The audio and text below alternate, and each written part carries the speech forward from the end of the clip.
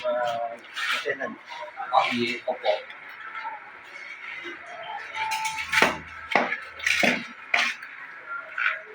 Nagkita na lang. Okay.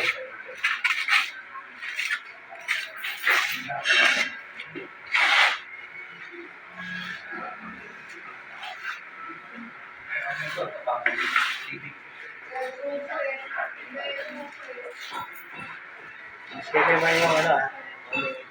Patayo.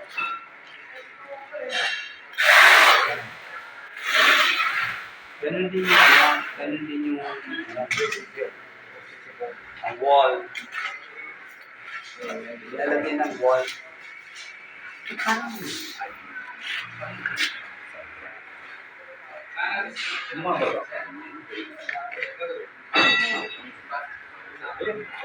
May siyang ano, paso. Isa hindi masyado daw. Mahali lang naman hindi masyado.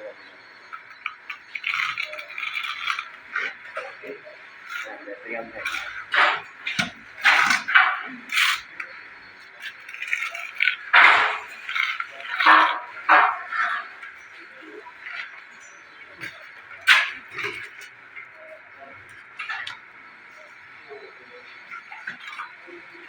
Lagyan mo yung paper. Saltihan mo. Di ba yung pagitan ng 3mm? Ito lang to, kaya lalagyan mo pa ng isang 1. Dito lang ang ganyan naman siya. Dapat daw 4. Walang 4 eh. Tama, dalawa rin ito. Space. Ay, yung spacer din. Ano, buksan mo na, gamitin naman ito. Buti na bumili ako. Dalawa, 4. Ganun pala yun. Paunan mo yung spacer.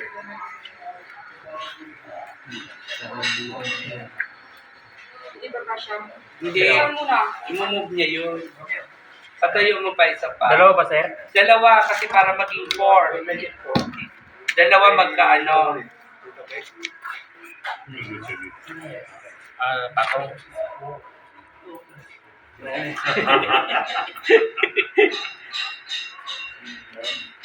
Hindi mo pakaliwa.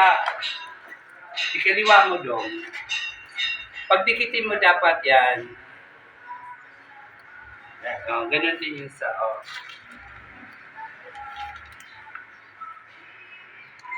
sa gitna. Hirap lagyan ng isin ko, nag-spin kasi ano lang, manipis. Hirap lagyan ng spin kasi manipis. Sige, lagyan mo atakin yan. Hindi, push lang naman yan. Pantay na yan. Manipis kasi. Okay lang yan. Tutusok pa rin yan.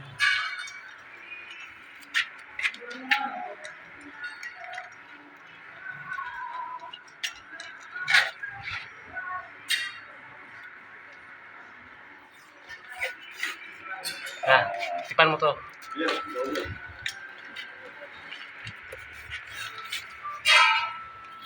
Panasa mo natin. Tipan mo rin ito. Panasa mo natin. Hindi ko kulay.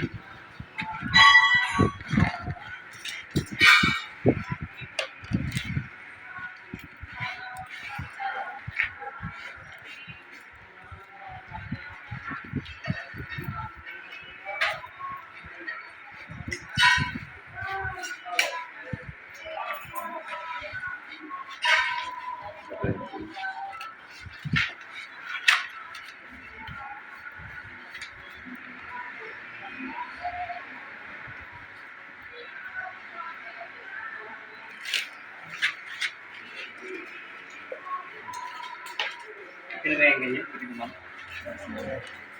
Ganito lang.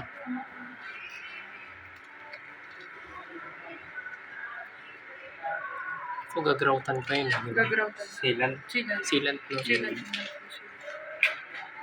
Tanggalin natin kung ano para papalit yung Pero sealant. yung sealant, approval muna yun. So,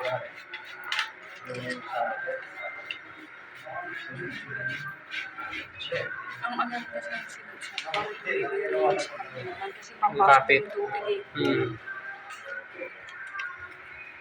Dagdag tibay din yun sa, para hindi sa, hindi umungat. Oo.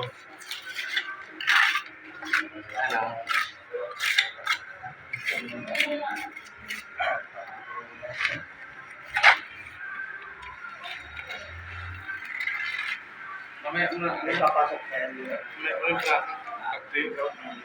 Yes na. Kaya ko isilan niya ng ganyan kapag forever. Na. Silan. Diba? Oo. Yun nga, yun. Hmm? Hindi, mas okay na mas malaki yung magsisilan kaysa maliit.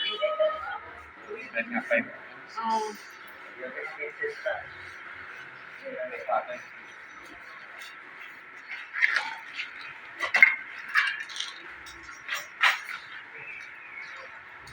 Sir Tina, yung crowd, halos gano'n din. Actually, hindi lang ano natin. Oo, halos kanina, di ba, nandun? Pero nagsasuggest silang ano eh, yung sealant nga. Papa-approve muna nila kay boss muna. Sabihin mo natin kay Sir. Oo, alam na niya kanina, nasabi na. Isa pa ang dadalhin natin. Tapos tama na muna tayo. Kasi may ano pa eh. Oo.